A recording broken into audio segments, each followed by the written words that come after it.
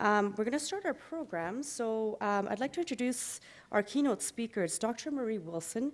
She's a commissioner for the Truth and Reconciliation Commission of Canada. Dr. Wilson served as one of 3 commissioners for the Truth and Reconciliation Commission of Canada, following decades of experience as an award-winning journalist, trainer, and senior executive manager, including many years as a regional director for the Canadian Broadcasting Corporation in CBC North Region. She was responsible for 3 Northern Territories and Northern Quebec. She's fluently bilingual in French and English. She's been a university professor, a high school teacher in Africa, a senior executive manager in both the federal and territorial Crown corporations, and an independent consultant in journalism, program evaluation, and program management. Please welcome Dr. Marie Wilson.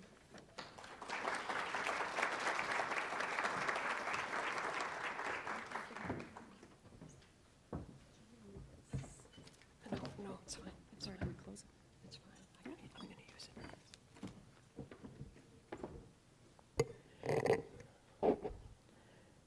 A beautiful day. Newasene Masi. We begin by giving thanks for the gift of this day and the grace that has brought us all safely to it. I want to acknowledge Elder Sykes Powderface and beautiful words of prayer this morning, and acknowledge our place here in the Nakota Territory, and acknowledging also the Blackfoot and Tsuut'ina neighbors. The Tsuut'ina, where I come from in the Northwest Territories, we sometimes think of as the lost Dene cousins, because there are stories about the Dene who moved along the mountains down, and some stopped and became neighbors with the Blackfoot, and the rest moved on farther south and became what we know of today as the Navajo and the Apache, but all part of the great Athabascan peoples, and who are also living in the Yukon. I want to acknowledge this invitation to be here today. I am so grateful for the work that the Canadian Council for Child and Youth Advocates are doing, and especially the great promises that have been made. And I see our gathering here today in a way as fulfillment of promise, and I want to talk a little bit more about that.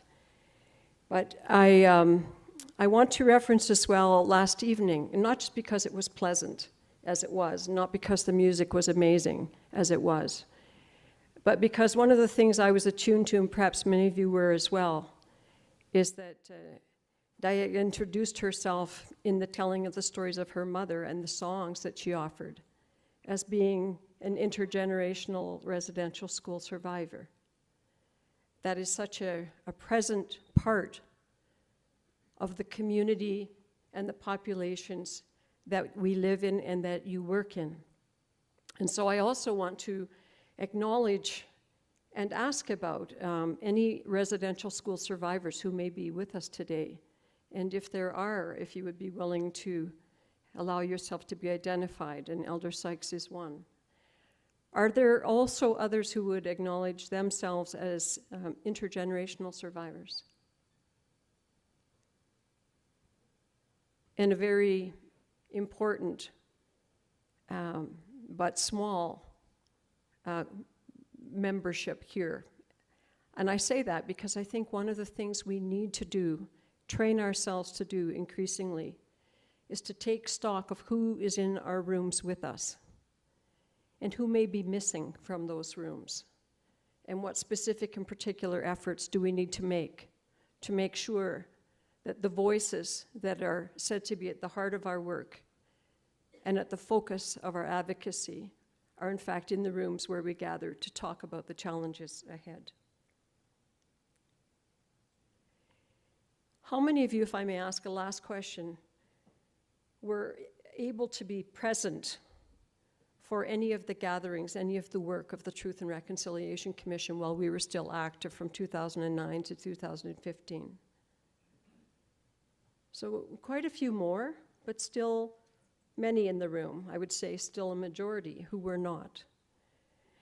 And so I was asking some yesterday and in the weeks leading up to this, how important is it to set the context of the TRC and what we were and why we even existed? And it really does underscore for me that we cannot tire of telling that story as well, that we can't assume that we are already at the start of something on the same page of experience. I want to just share some important opening words. The experience of the past is a lesson for the future. We have learned from the experiences of those who were sent to residential schools, of the profound tragedy that resulted when the rights of children, their connection with family and community, and their traditions and culture were not respected.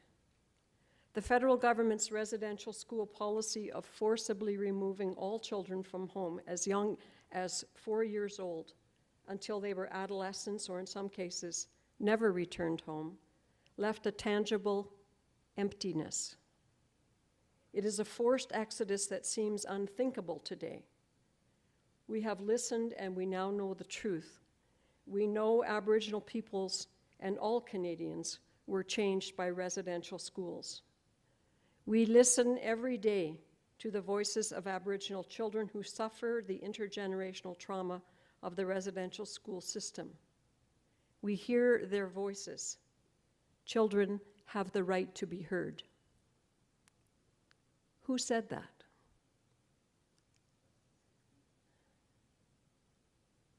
You said that. I remember clearly where and when you said it. It was in Ottawa, June 1st, 2015. It was the day before we released the interim report of the Truth and Reconciliation Commission and our 94 calls to action, some of which were very specifically targeted to you and your profession. And this was your declaration of reconciliation.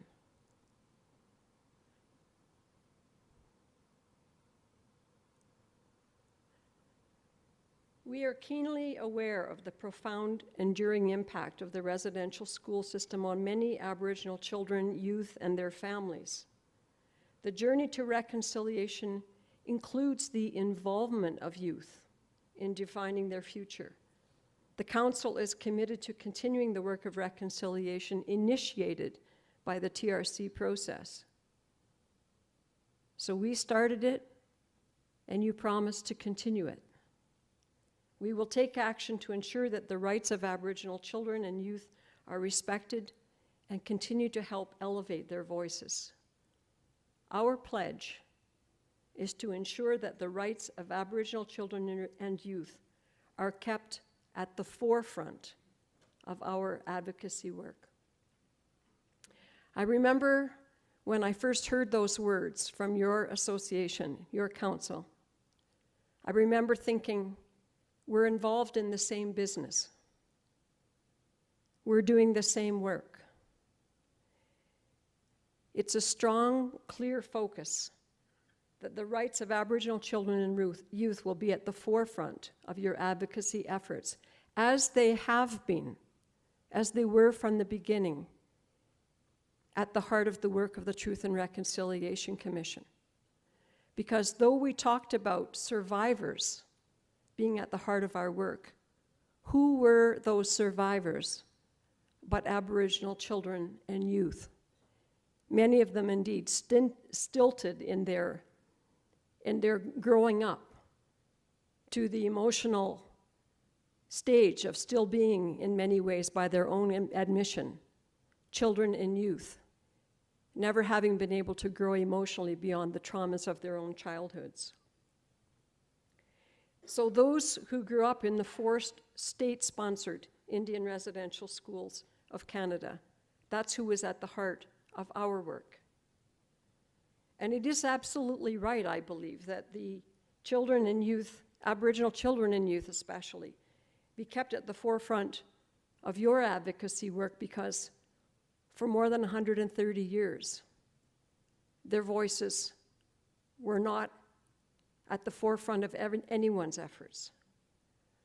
Indigenous children had no voice, and the few who tried to speak up for them were discredited, including their own parents, sometimes their own chiefs, sometimes willing and committed workers in senior levels of the federal government, such as Dr. Peter Bryce, discredited each of them in their own way and ignored. I believe that the best advocacy work requires the best relationships. And so now you as a profession and we as a country are faced with this great dilemma. How do you have relationships with strangers?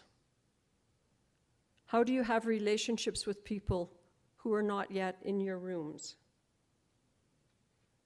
People that we do not know or not yet well enough, with people that we've never learned about, that we've never or rarely worked with, or socialized with, or lived near. Because that has been the reality of our country for most of the past 150 years. And it certainly has been the reality for those of us as adults, having grown up in this country of separation, what I sometimes call the real two solitudes in Canada. Relationship, respect, and reconciliation. I think you can't have the one without the other two. That's what our work at the TRC was about, trying to shed 150 years on that history that most of us did not know. And we had it as well because those children for whom no one else was speaking up began to speak up for themselves. And I'm going to take a moment to just review that history so that we don't ever allow ourselves to slide into the present day where so many people are scrambling over each other to take credit for the bold work of reconciliation that's unfolding. We must remember who the real heroes of the story were and continue to be. That is the children themselves, those who grew up and found their voices through the Canadian courts, not because anyone wanted to listen to them, but because they were forced to listen to them, because they brought such a massive court case against the federal government who had imposed the residential school system and against the churches who ran the schools on a per capita contract for the government. That court case led to a massive out-of-court settlement, and we had a Truth and Reconciliation Commission in this country, unique in the world, because the survivors fought for it as one of the terms and reference of their settlement, paid for it with their own settlement monies, and insisted that there be a forum for recording and documenting and safeguarding for future posterity their truths of what happened to them growing up as children in those schools. That was the heart of the work of the Truth and Reconciliation Commission, to document and safeguard the unknown parts of our history, to use those new voices, the teachers in our midst, to educate our country widely and as deeply as we could in the time we had, and to inspire reconciliation so that the ongoing work of building relationships and building respect and learning to be a new kind of country could continue through all of the advocacy work of those who had been educated by the process. That was at the heart of our mandate as the TRC. We not only decided that the survivors would be at the heart of our work, but we also decided very intentionally that we wanted our work to be value-based work, not just a long to-do list, not just a busyness schedule, but a value-based purpose. And so we decided early on that our 7 great national gatherings would each have one of the 7 sacred teachings as its theme. And so we began with respect in Winnipeg. We went to Inuvik with courage. We moved on to Halifax with love. In Saskatoon, it was truth. In Montreal, it was humility. In Vancouver, it was honesty. And in Edmonton, it was wisdom. Each of these themes, known often as the 7 sacred teachings, those 7 grandfather teachings, but very familiar to you and perhaps to me certainly, and perhaps to many or all of you, as also core values in many worldwide spiritual and religious traditions, but things that we don't keep top of mind often in the way we go about our work. We have the to-do list, but where is the value set that is informing how we do the things we do, not just what we do? I'm not saying that we did that perfectly by any stretch, but we made it our intention to have that be a conscious part of how we would proceed, a conscious part of how we would resolve conflict. And of course, there were conflicts and challenges throughout our work. And a conscious part of how we would inform our conclusions, who we would direct them to, and the kinds of supports and ongoing efforts that we would encourage people to take up. What did we hear throughout that work? I lost my language for the rest of my life. I became ashamed of who I was and ashamed of being Indian. I was hurt and humiliated many times without the ability to properly explain myself to anyone. I didn't have the words they made me speak. My voice was silent. My thoughts and feelings were hurt many times, resulting with hatred, which I never exposed but kept it inside of me, feeling rage and unable to express it to anyone. When they took us away from home, the love bond was cut. I became ashamed of who I was. I wanted so much to be white. I hated my parents. I hated white people.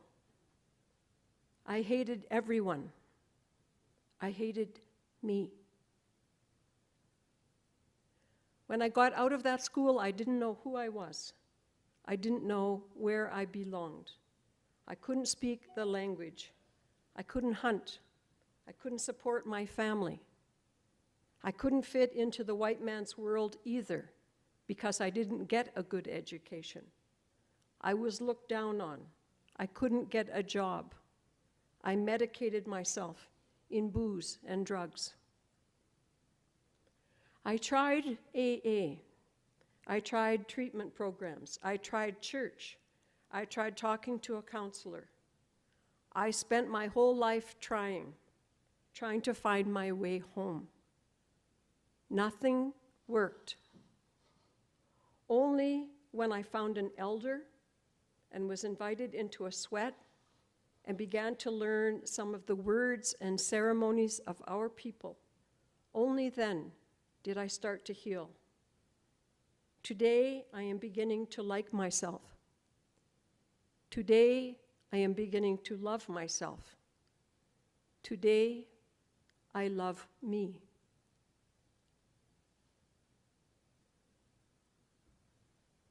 Well, I want you to have, shall I say, the demanding benefit of hearing firsthand from some of those survivors who spoke to us, because there's nothing more powerful I can offer you. And so we will have a short video, which is an excerpt of some of the survivors who spoke to us from the Northern Territories. And I did that out of respect for our Yukon hosts, who are one of the collaborating hosts of this gathering, but also because it's a part of the country where many Canadians never get a chance to go. And so I wanted you to hear some of the voices from the 3 northern jurisdictions. I'll just tell you that, as you will have learned or perhaps still have to know, there is no one residential school story. There are many, and there are those who have never managed to get beyond their state of struggle, and there are others who have gone on, as they will say, not necessarily in a good way, but out of a spirit of having to prove themselves, workaholism, and other efforts to prove themselves, to achieve great things. And the very first voice that you'll hear is from one of our former premiers. There are many others from all different walks, and let me just let them speak for themselves.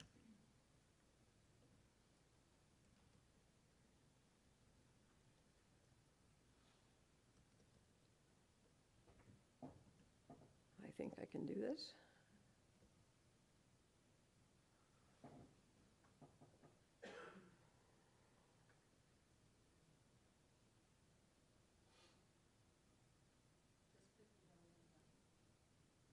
No.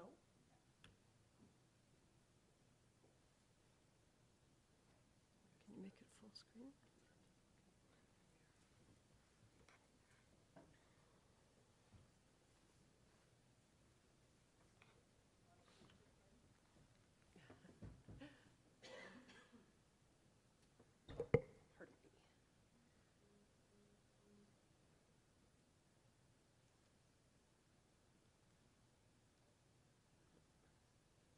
As big as it gets. It's full screen up there, isn't it? Is it? Okay, it's pretty good.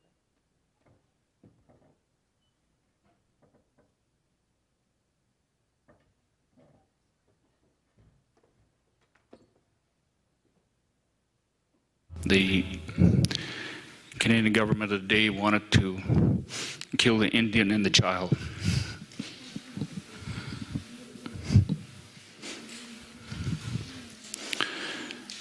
And they got the church to do it. That's simply put, that's what happened. And then one year, everything changed.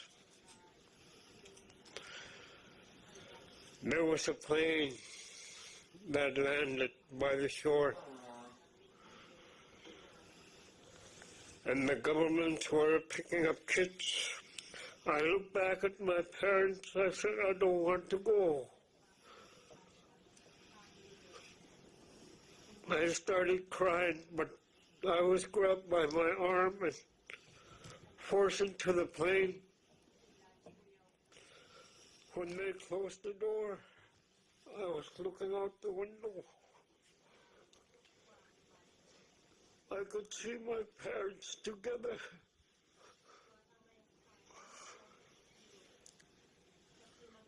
And there were other people.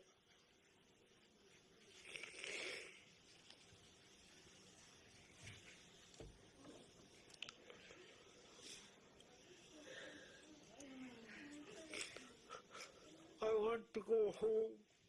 I want to be with my parents. But there's no way I could get back out. When it was time for everybody to go home for the summer months, I would ask the nuns, can I go home too? Holy smoke, I get slapped. No, you're not going. Yeah, I go cry in a corner. 12 years I stayed in that damn place without leaving the yard. We were always in fear, and the nuns would not do anything. They would not come to our rescue.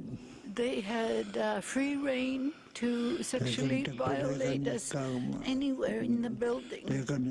So punishment became a norm for me. Scrubbing stairs with the toothbrush, being denied food, kneeling in the snow late into the night while the nun sits there in a blanket. We're in our pajamas.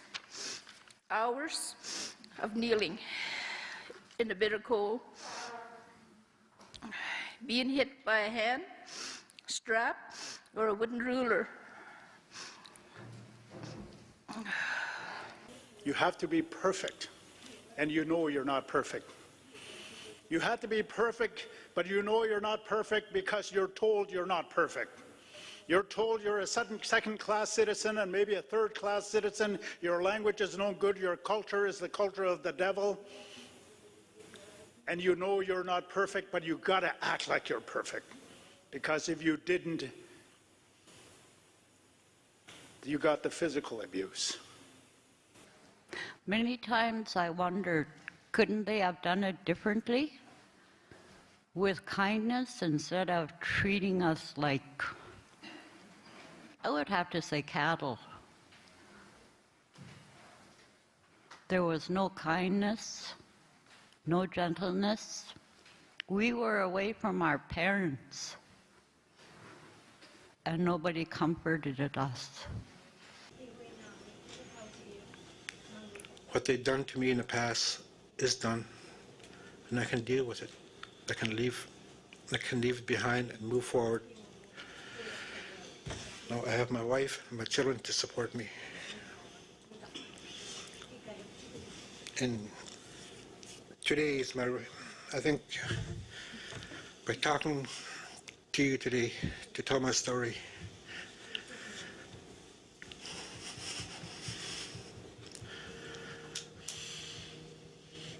I truly believe that this is my birthday today. Undervaluing of education. Parents today who cannot easily support the education of their children because schooling had so little value for them and was not a positive experience, for whom even going into a school brings back traumatic memories. And so when we wonder why parental support is not there in the ways that we think we should prescribe, to be aware of the collective harms of what that did, that valuing of education for its own purpose. And for the children who were in it as well, in for 10, 11 years and coming out with a grade 3 education, or never a report card at all to prove or show any progress or any sense of achievement. The bullying that went on as one of the well-known international tools of survival of the fittest in a place where harm is around so many corners. Being laughed at because one couldn't hunt or sew by those back home who didn't know what you had just lived through. Imagine if we were doing that to returning soldiers, knowing that they have just been in extreme harm's way. Being unable to provide for oneself in the sense of shame and failure that comes with that. The bullying that was learned and practiced that is at play in so many communities. Whereas we were told in one hearing, the same ones who were bullies in the residential schools are the ones who decide today who gets housing, who gets on the band council, who gets healing, who gets to go on this or that trip. Racism. The schools thought of me that I was no good, that I would never amount to anything. I was told that I was only good for making babies. And yet, as we heard last night, resilience, extraordinary resilience. And I was reminded, one day I was speaking, I was reminded of one of the very first teachings I received as a commissioner, especially related to the intergenerational trauma where so much of your work is focused and where the growing demands of your work are in fact anchored. And it was a young man in Treaty 7 who said, I grew up hating my father. I hated him for the beatings. I hated him for the violence he brought into our home. I hated him for his constant drunkenness. And then one day I heard his residential school story. And I was able to transform that hatred into compassion. We heard Diette say a version of that in her own storytelling last night, where she said there was a certain moment where she heard her mom's story and everything changed. So the resilience that is also part of the story, how I turned you can't do it into I can do it, and I did do it. What would reconciliation look like in the eyes of the survivors? Are we inventing things that are not in sync with what they themselves want for themselves? Number one thing that I heard over and over again. Reconciliation for me would be to know how to repair my relationship with my children. On a broader level, that legal promises kept, legal promises like our treaties, like our land claims agreements, that these would be kept and would be honored, and that we wouldn't have to constantly go back to court to fight for what we've already agreed to. That there would be respect for our lands and our waters, not just as items of nature, but as our relatives. That phrase, all our relations, lagot ane. That there would be respect for our wisdom, that white people are not the only smart people, that educated people are not the only ones who know stuff, that our elders also have wisdom to bear, and that it should be respected. Again, a beautiful Treaty 7 elder who has called for, I've heard him speak eloquently about the need for ethical space so that the wisdom of the Western ways and the wisdom of the indigenous ways can be brought together and each can learn from the strengths and the knowings of the other. Having a fair chance to get a job so I can get out of poverty and get my kids back. Having respect, receiving respect, so that the resources of Canada are shared equitably and so that we can get up out of the basement of our own homelands. Incredibly powerful things that we heard. So what are the implications? And there are so many, but let me just zero in on some that I think are particularly relevant for governments, for government agencies such as the ones you work in, and for civil society, where we all, each and every one of us, also live and function. We are not just our jobs. We too are parents and grandparents and aunties and neighbors. We can advocate in our everyday living, in our response to inappropriate things that we hear spoken, in our actions on the streets as well as in our workplaces. So the importance of doing what we can to support collective well-being and not plucking out the next one on the list as the only way to go. Paying attention to environmental stewardship for its importance and its relationship to identity and its relationship to well-being and sense of belonging. That the parenting and skills deficit is a real thing and that we not blame people for what is missing.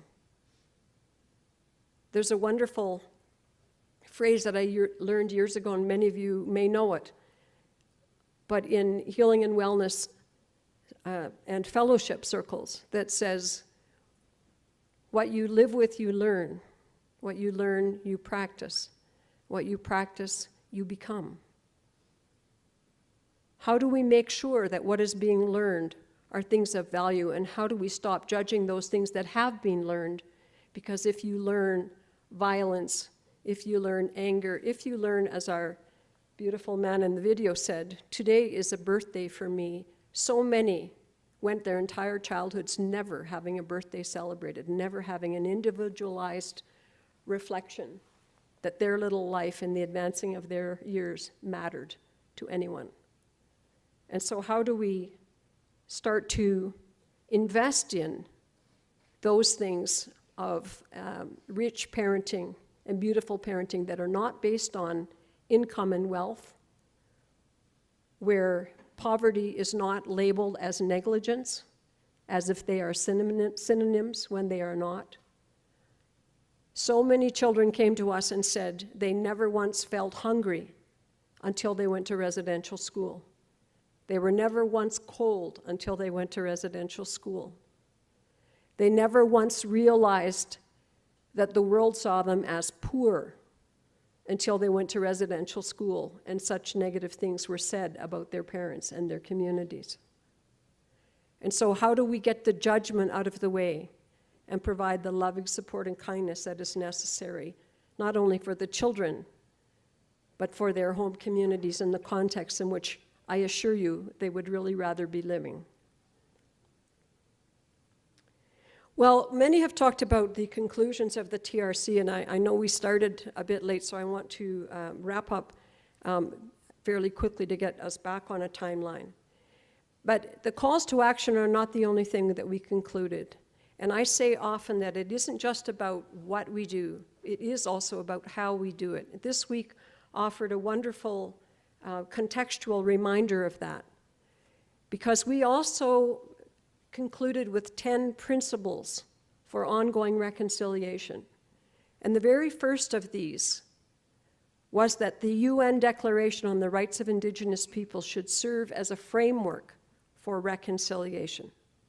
And we referenced the UN Declaration in 16 of those 94 calls to action specifically. This week marked the 10th year anniversary of that UN Declaration, and I would be willing to bet easy money that there are a lot of us in this room who have not yet read them 10 years in. You need to. Like our calls to action, they are not long documents. They are documents that should be on your desk as one of your constant reference touchstones, just as the survivors' statements must serve as touchstones for all of our work if we truly mean that the advocacy for Aboriginal children is at the forefront of our efforts. So the first principle is about that UN Declaration. The second is to acknowledge that First Nations, Inuit, and Métis peoples have treaty constitutional rights that must be recognized and respected. In other words, we have to respect our own laws. We have to keep our own laws. If they're so important and so valuable, we have to keep them. We don't allow ourselves to be the first ones to break them. The third is that reconciliation, and this is what I was saying earlier about relationships, it is about healing relationships. It's not just doing the right thing, it's doing those things in the context of relationship building. And that requires public truth sharing so that we are not trying to fast forward past the hard parts, that we are allowing ourselves to be vulnerable in those very hard parts because they are not in the past. And you, more than all others, must realize the weight is on you and your profession for that part of the residential school story that is still unfolding. That part of removing and separating children from home that is still a glaring challenge in our midst as a country. And that part that is, I promise you, that is still harming children in terms of their sense of where they belong, who they belong to, and does anybody really love me? Reconciliation requires action to clean up the negative aspects. So I know you're all following carefully the Human Rights Tribunal legislation. That's about equity of resource distribution. That's providing fair resources so that Indigenous children are not penalized by having less, receiving less. And so the administration of justice includes that kind of financial equity. And it is an investment. Why? Because what we want for the long term, as those children become adults, is that there will be economic opportunity and prosperity that allows us to move past that description of Indigenous people as being the most poverty-stricken in the country.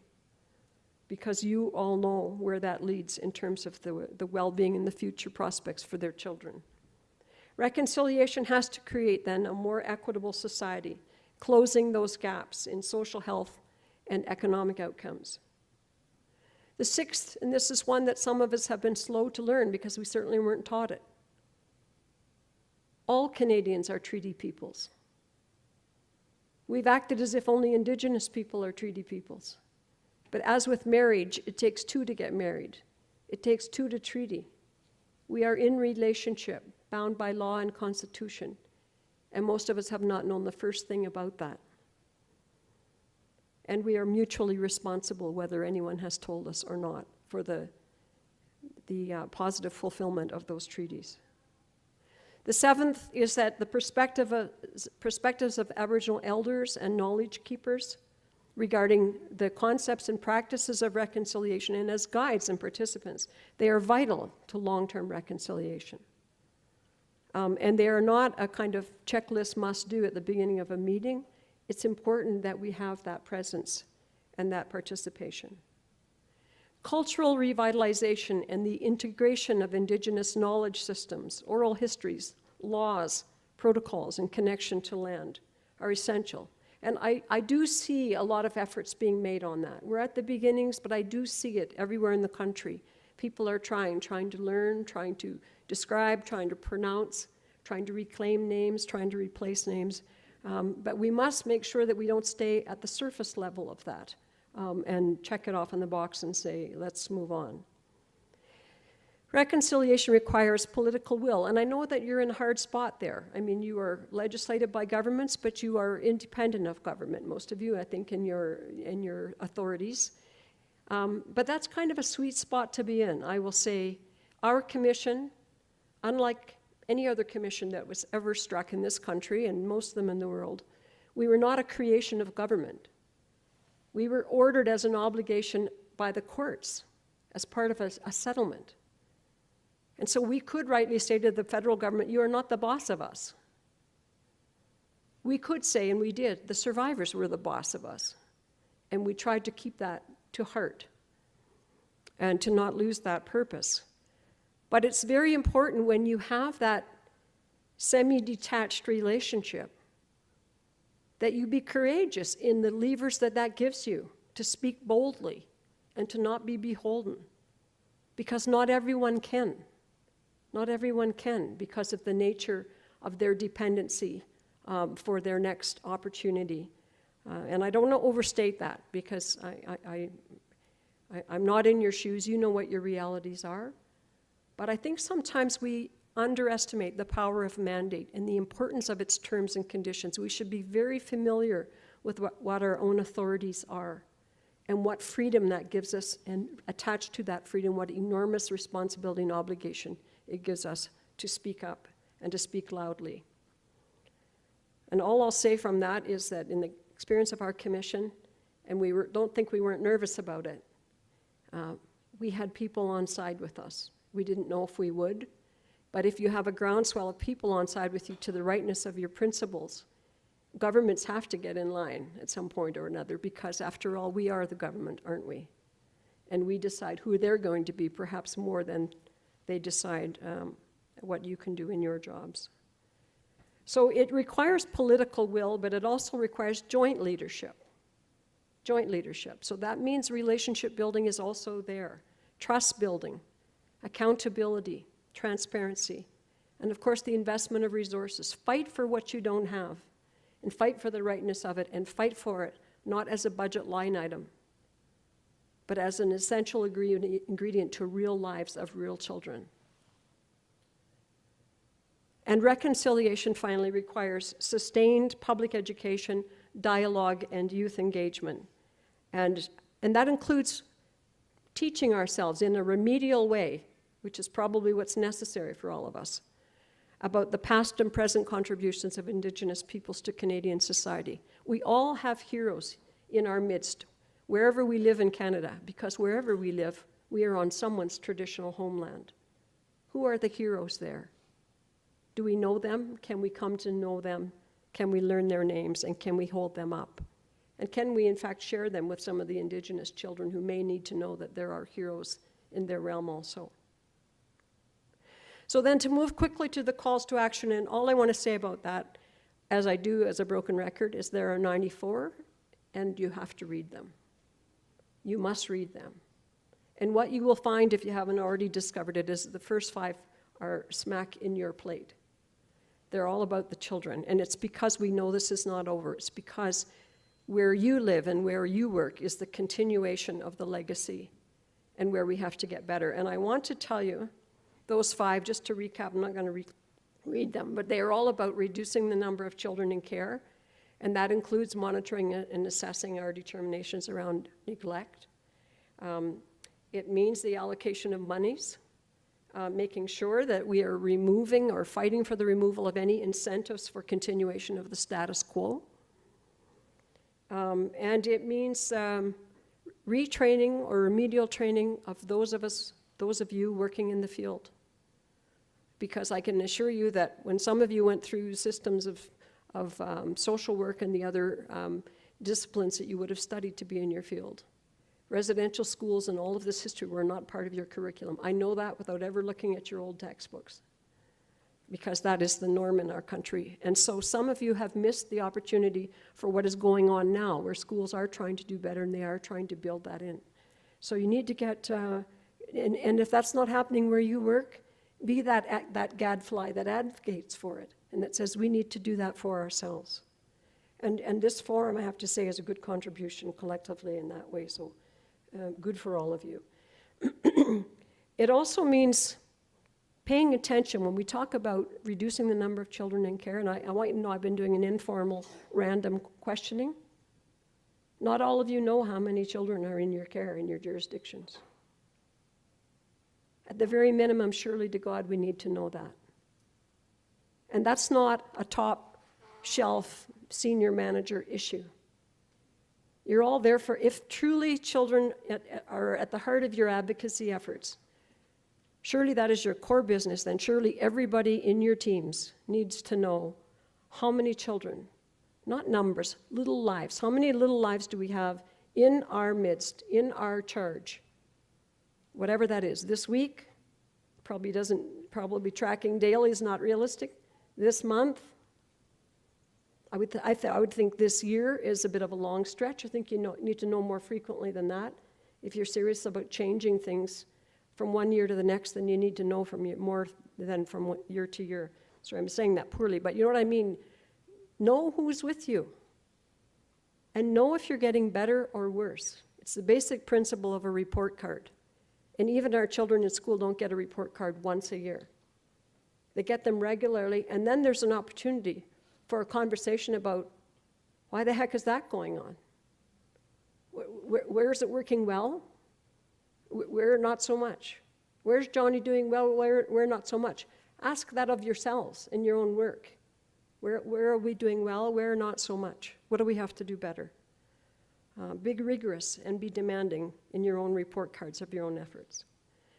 We also call for national standards. And this forum is probably a good place to advocate for that as well. And culturally appropriate training. That's not a cookie cutter answer. That's very tailored to where you live and the nations where you are. But it's something that needs advocacy because it's not going to come on its own. And it's also a place where it needs care and great respect. Because the truth is some of the most damaged communities, I can tell you communities in Northwest Territories, where 90% of the adult population went to residential school. You're not easily going to be able to wander around and find the person who's still the keeper of traditional knowledge about parenting. You may have to borrow that from somewhere else, and it needs to be done carefully and respectfully and with great love. Well, I want to just underscore a couple of final points here. Reconciliation is not about the status quo. It's not about a kinder, gentler version of assimilation. It's not about having as many kids in our midst but treating them more nicely. It's not about those things. It's about change. And it is not just about changing what we do, but it is also hugely about changing how we do the things we do. To find new ways of doing things that respect the integrity of families and communities and that contribute to the well-being of all. Our motto was, for the child taken, for the parent left behind. And we heard so many stories of children, many of whom ended up in your systems, who said, I ended up as an 8-year-old looking after all my younger brothers and sisters and scrambling around trying to find food for them because my parents were self-medicating with drugs and alcohol because they couldn't bear the fact that their 5 oldest kids had been taken away. Now, if that isn't a description of hell, I don't know what is. And so we need to set aside the judgment, and we need to really think deeply with our hearts about where am I in all of that, and what would my reality be if that were me, if that were my child, for the child taken, for the parent left behind. To state the obvious, we're all living in a time and a place where gadgets and devices have too often taken the place of meaningful relationships. And we need to reclaim that. And I was thinking about one of the things the survivors said to me many times, so many who said that their healing truly began when they were able to reclaim their own identity and their spiritual strength. And as one of them said, to begin to recognize my own beauty and equal worth in the eyes of the Creator. That I was just as beautiful and just as worthy in the eyes of the Creator. And so to begin to see themselves in that new light. And that work of illumination surely must also mean that we must shed new light on the way we see each other, the things we teach ourselves and our children and our co-workers about each other, the ways we talk to and about each other, perhaps about a particularly difficult child or a very nasty or offensive parent. How do we talk about these people? How do we push ourselves beyond advocacy to personal relationships between Indigenous and non-Indigenous peoples, so that we might begin to see ourselves in new ways as a country, based on 3 founding peoples as named in our Constitution, the English and the French and the Indigenous peoples of Canada. And in so doing, we might actually reclaim that name of our very country, Kanata, community, and so reclaim the true identity and the deepest spiritual meaning of our country. Today, I'm going to try to change the world. I'm going to take it one step at a time. I've made my resolution, opened up my mind. Today, I'm going to try to change the world. I woke up to that this morning. I woke up to it, and I don't know if you recognize the words. I do every single day. I've downloaded that song from Johnny Reed. It's my daily call to action and my personal reminder that I have been given the gift of another day of living and that I have work to do. I have to do my part. I made a promise to survivors, and I have to keep that promise, that I will never stop telling their stories, that I will do what I can to help others realize what brave children they were, far too often in the absence of loving care. And today I am asking, and in fact I'm imploring, that each one of you, both in your professional calling to the work of child and youth advocacy, and in the personal lives of your everyday living, that each one of you do the same. That you keep the great promise you have made in your 2015 Declaration of Reconciliation. Our Council of Advocates will continue to work towards the reconciliation initiated by the Truth and Reconciliation Commission process. We will be vigilant in ensuring that the rights of Aboriginal children are respected. The healing journey and the path to reconciliation includes the involvement of youth in determining and defining their own future. This is a journey that must be taken by all Canadians. By appreciating the past and hearing and learning from and about each other, trust and respect and relationship can be built. We will work to support Aboriginal children and youth to speak out, have their voices heard, and have their best interests reflected in how our nation's future unfolds. Your powerful words. Continue to breathe life into this declaration so that it lifts off the page and it serves its purpose, which is to uplift the lives of the children in your care. Continue to do all that you can in the solidarity and support of your work here together over the next couple of days and in your sustained efforts, very difficult efforts, I fully recognize, but in your sustained efforts back home, so that all our children may be put back into the center of the circle, the center of our families, of our communities, and of our country. And I say now that would be a great 150th birthday gift. I think we are over time. I have a short 4-minute video of children's voices, which I would share if organizers tell me there's time, and if not, then I will simply say, what? Yes? Yes? All right. In the shared spirit of giving voice to children's voices. And this was from our Vancouver national event. We had an initiative, and I know you're going to be spending quality time with my friend Charlene Barehead after this, but we had an initiative called Education Day, which was a defining element of our national events, where we brought thousands, hundreds in some cases, thousands in many cases, of Indigenous and non-Indigenous children together to learn from survivors and to share a rich experience with each other. And the children will speak for themselves. The first voice you'll hear is our chair, Justice Sinclair. Okay, do I have to do this or do you? Thank you. We know that among you are the future leaders of this country. Among you are those who are going to govern this land. Among you are those who are going to make important decisions about reconciliation. And you are going to have to come to terms with this history that you're going to hear a little bit about.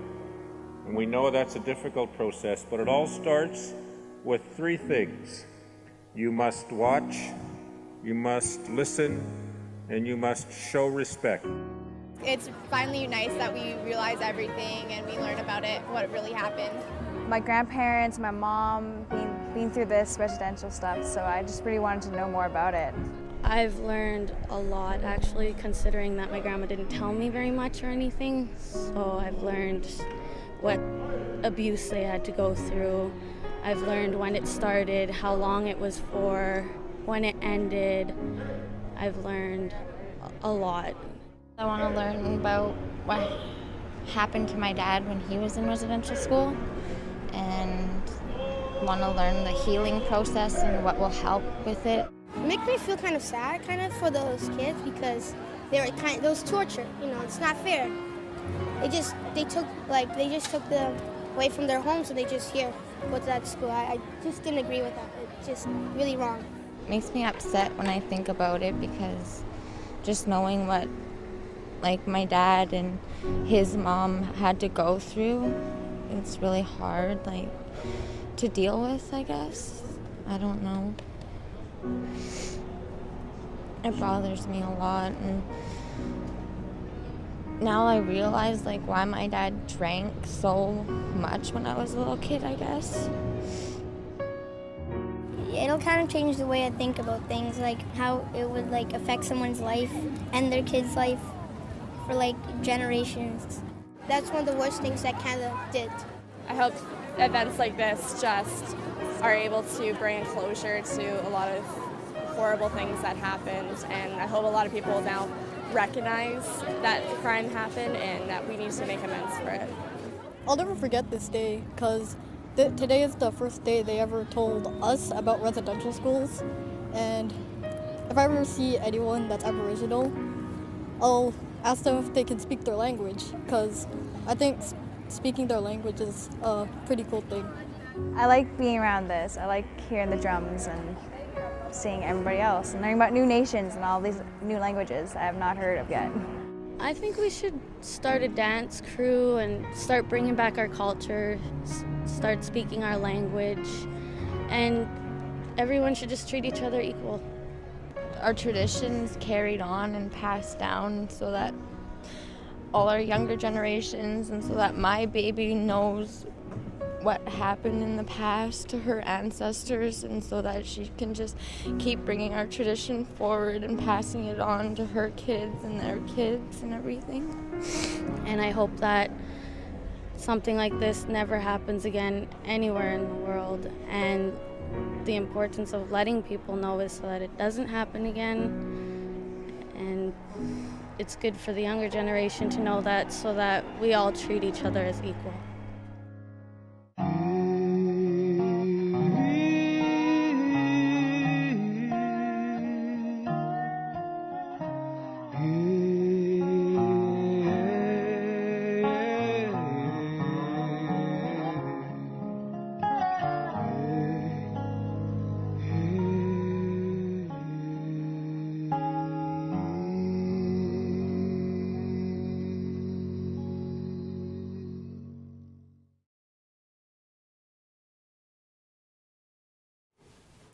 Respect, relationship, reconciliation.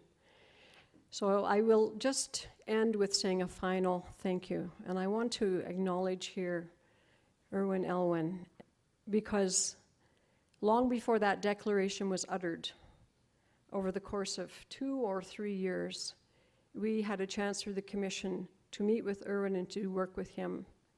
and through him to meet Laura and her team at Feathers of Hope, which was being hugely supported and encouraged by Ontario and Irwin's office. I'm telling you that because he made an early promise to me, and I've talked about promises today in my own and yours. And his promise was that he would keep this alive, that he would spread it out beyond Ontario, that he would get the whole country of advocates on side, and that he would do what he could. And I know that that declaration would not have been his personal work, but I know what role he played in instigating and inspiring it.